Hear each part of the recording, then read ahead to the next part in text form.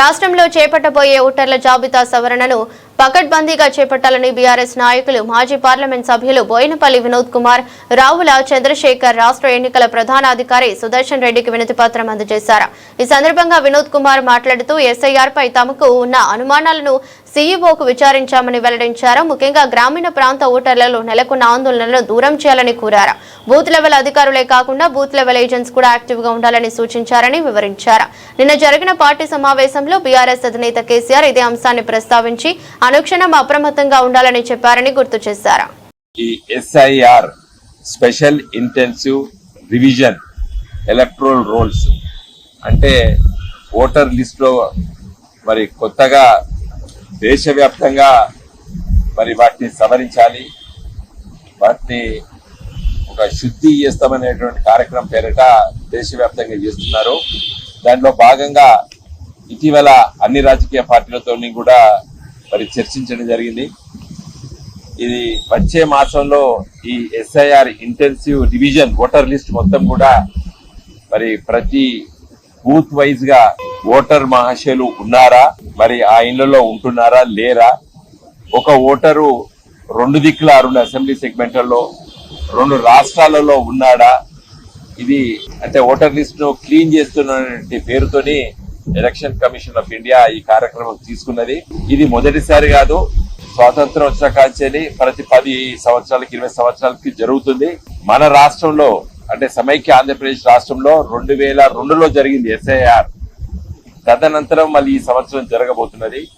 దీనిపైన మాకు కొన్ని అనుమానాలు ఉండే, మరి గ్రామీణ ప్రాంతాల్లో పట ఓటర్ మహాశయులు భయాందోళనకు గురి కావద్దు, కొన్ని డాక్యుమెంట్స్ సబ్మిట్ చేయాలి, ఇవన్నీ కూడా వార్తల్లో పేపర్లో వస్తున్నాయి.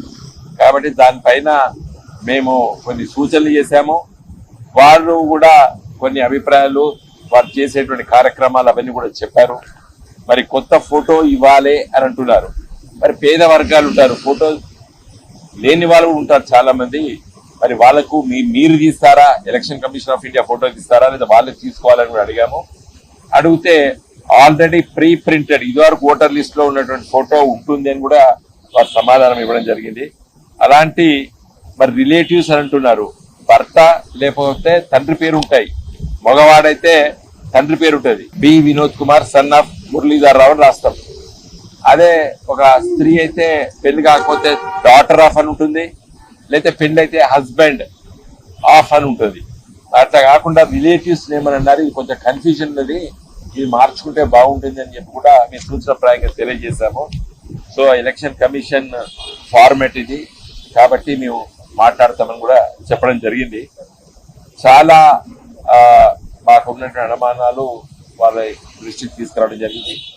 మా పార్టీ తరఫున నిన్న మా రాష్ట్ర కమిటీ మీటింగ్ లో గౌరవనీయులు తెలంగాణ ఉద్యమ నేత బీఆర్ఎస్ అధ్యక్షులు కల్వకుంట్ల చంద్రశేఖర్ రావు గారు, కేసీఆర్ గారు కూడా మాకందరికి కూడా నిర్దేశించారు. నిన్న దీంట్లో యాక్టివ్ గా ఉండాలి మన బిఎల్ఎస్ అని కూడా వారు చెప్పడం జరిగింది.